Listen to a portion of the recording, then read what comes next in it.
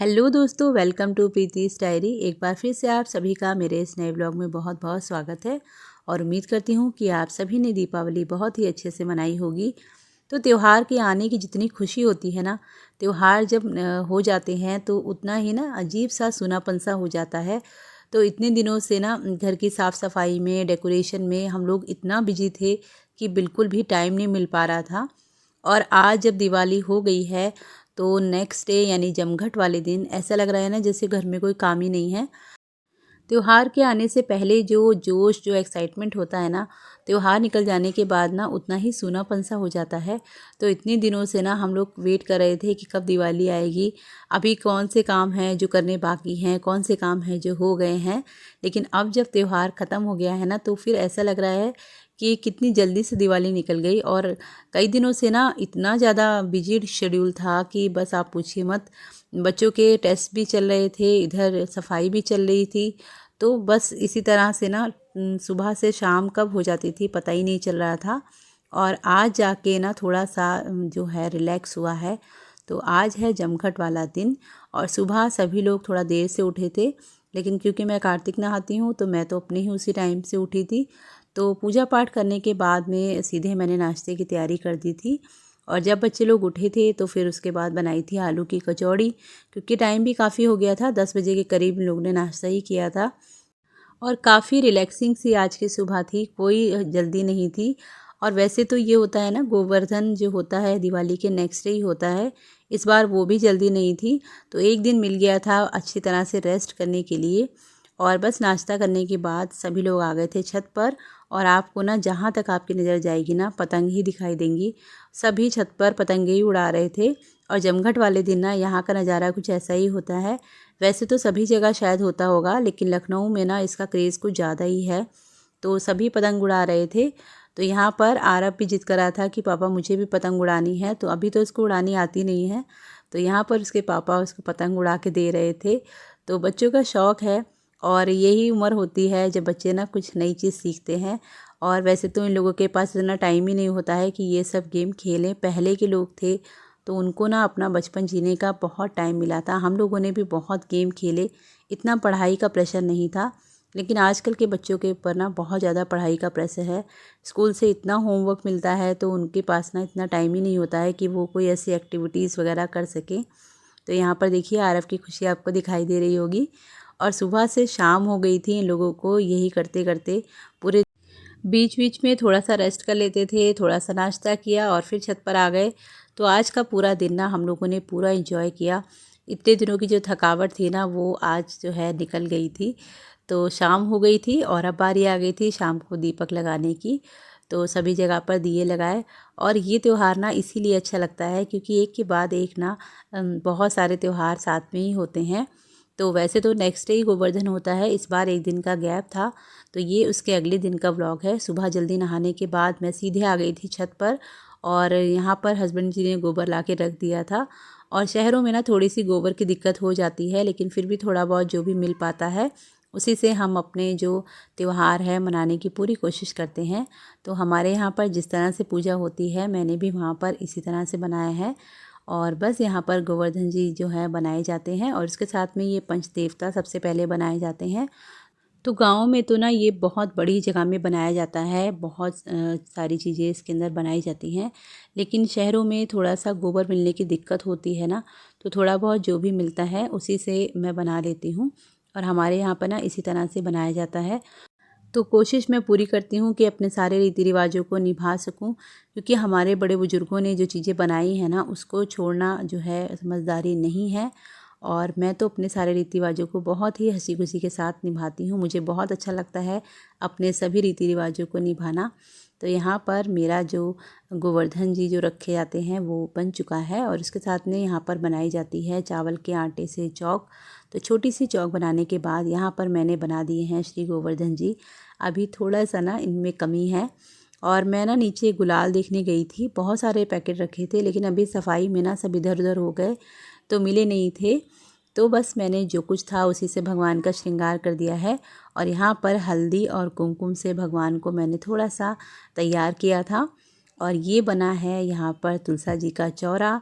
और यहाँ पर बना है रसोई घर और भंडार घर। जैसे एक परिवार में जो जो घर होते हैं ना, कमरों में जो जो चीज़ें होती हैं वही सब बनाया जाता है। तो बस यहाँ पर हमारी पूजा की तैयारी लगभग हो चुकी थी। और आज ना मुझे इतने ऊपर नीचे के चक्कर लगाने पड़े थे ना कि बस मैं बता नहीं सकती। मेरी हालत ख़राब हो गई थी ऊपर नीचे करते करते बार बार। कभी मैं कुछ भूल जा रही थी, कभी कुछ भूल जाती थी। तो नीचे अगर आप रहते हैं ना और छत पर अगर पूजा वगैरह करनी हो तो थोड़ी सी दिक्कत आ जाती है। और बच्चे जो थे अभी सो रहे थे, तो वो लोग उठे नहीं थे, उससे पहले ही मेरी सारी तैयारी हो गई थी। तो बस फटाफट से यहाँ पर मैंने कर ली है पूजा। और आप बताइएगा कि आपके यहाँ भी क्या इसी तरह से पूजा होती है। तो वैसे तो ना 5 मिट्टी के कुल्हड़ जो होते हैं वो रखे जाते हैं, लेकिन इस बार मुझे मिले नहीं थे तो फिर मैंने ये 2 ही रखे हैं। और इसी में हमारे यहाँ पूजा की जाती है। और दोपहर में लगेगा भगवान जी को कढ़ी चावल का भोग। तो अभी लगभग 7:30 या 8 बजे का ही टाइम होगा।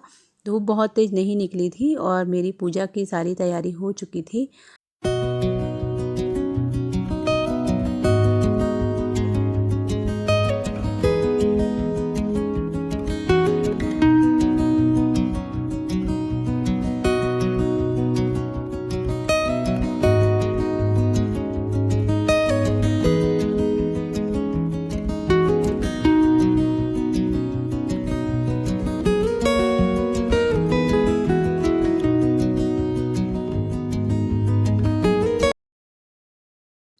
हर व्रत, हर त्यौहार को ना किसी न किसी वजह के साथ जोड़ दिया गया है। जिनसे भी हमें कुछ भी चीज़ें मिलती हैं उनके प्रति कृतज्ञता दिखाने के लिए ना हमें एक दिन विशेष कर दिया गया है। जैसे गोवर्धन जी की पूजा में गौ माता की पूजा होती है, साथ ही में प्रकृति की पूजा होती है, वृक्षों की पूजा होती है, क्योंकि ये बहुत कुछ हमें देते हैं। तो इनसे ना हमें भी सीखना चाहिए कि किसी के प्रति निस्वार्थ प्रेम आप कैसे कर सकते हैं। हमेशा ना देने के बारे में सोचना चाहिए, किसी से ज़्यादा एक्सपेक्टेशन नहीं करनी चाहिए। जब हम किसी से ज़्यादा उम्मीदें करने लगते हैं ना, वहीं से दुख शुरू होता है। तो बस हर त्यौहार के साथ में ना हमें कोई ना कोई एक सीख ज़रूर मिलती है। और ये सब जितने भी हमारे 30 त्यौहार हैं ना, हमारे नीरस से जीवन में ना थोड़ी सी उमंग भर देते हैं। और सच में अगर ये 30 त्यौहार ना होना तो हमारे जीवन जो है ना बिल्कुल बोरिंग सा हो जाता है।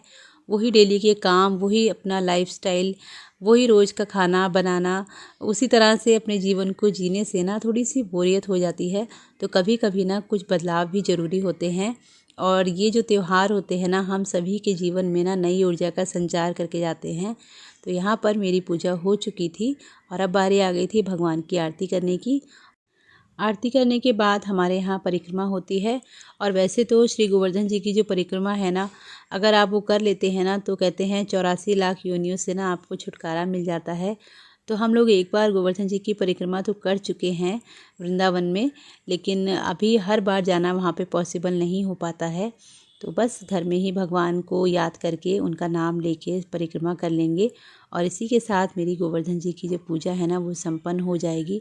और पीछे आप देख सकते हैं काफ़ी कुछ सामान इसी तरह से बिखरा पड़ा है, क्योंकि दिवाली की सफाई में ना कुछ चीज़ें ऐसी थी ना जो उनको रखने का टाइम ही नहीं मिला था। तो अभी जो 1-2 दिन है ना, इसमें जो थोड़ी बहुत कसर रह गई है ना उसको भी पूरा कर लेंगे, क्योंकि उसके बाद साल भर इस तरह की डीप क्लीनिंग तो होने वाली नहीं है। तो वैसे तो सफाई होती रहती है, लेकिन जैसी सफाई दिवाली पे हम लोग करते हैं ना, वैसी तो ना हम लोग नहीं कर पाते हैं। तो फ़िलहाल तो यहाँ पर मेरी पूजा कंप्लीट हो चुकी है। भगवान से आशीर्वाद लेने के बाद अभी मैं जाऊँगी बच्चों को ऊपर भेजूँगी, क्योंकि उनको भी ना भगवान जी की आरती लेनी बहुत ज़रूरी है। और बच्चे तो बच्चे ही हैं, उनको ना इन सब चीज़ों से ज़्यादा खेल-कूद में मन रहता है। लेकिन मेरी कोशिश पूरी रहती है कि हर त्यौहार में, हर पूजा पाठ में ना उनको ज़रूर शामिल करूँ, ताकि उनको पता रहे कि ये त्यौहार क्यों मनाए जाते हैं। तो यहाँ पर बस बेटे को भेजा, उसने यहाँ पर भगवान को प्रणाम किया और उसके बाद बारी आ गई थी हस्बैंड जी की। तो वो भी यहाँ पर गोवर्धन जी की परिक्रमा कर रहे हैं। पूजा करने के बाद मैं आ गई थी नीचे, चाय पी और बस यहाँ पर अब शुरू हो गई है भगवान के भोग की तैयारी। तो जैसे कि मैंने आपको बताया था कि हमारे यहाँ कढ़ी चावल का ही भोग लगता है, तो बस उसी की तैयारी कर रही थी। और कढ़ी बनाने में ना सबसे ज़्यादा जो मेहनत लगती है ना वो बेसन को फेंटने में ही लगती है, क्योंकि जितना अच्छा बेसन फेंटते हैं ना उतनी ही अच्छी फूली फूली पकौड़ी बनती है। तो बस यहाँ पर बेटा भी मेरा नहा के आ चुका था, उसको मैंने अभी आते ही नहाने भेजा था। तो नहाने के बाद बस उसकी शैतानियाँ शुरू हो गई हैं। तो यहाँ पर मैं चेक कर रही थी कि ये बेसन फूला है कि नहीं। और कई दिनों से ये लोग घर पर थे ना, तो अलग ही घर में रौनक सी थी। और अभी कल से फिर वही रूटीन शुरू होने वाला है, एक दिन की छुट्टी और है। तो चलिए दोस्तों, इसी के साथ आज के व्लॉग को करूँगी मैं यहीं पर एंड। मिलूँगी आपसे अगले व्लॉग में, तब तक अपना बहुत ध्यान रखिए, खुश रहिए, मेरे चैनल के साथ जुड़े रहिएगा। भगवान गोवर्धन जी आप पर अपनी कृपा बनाए रखें।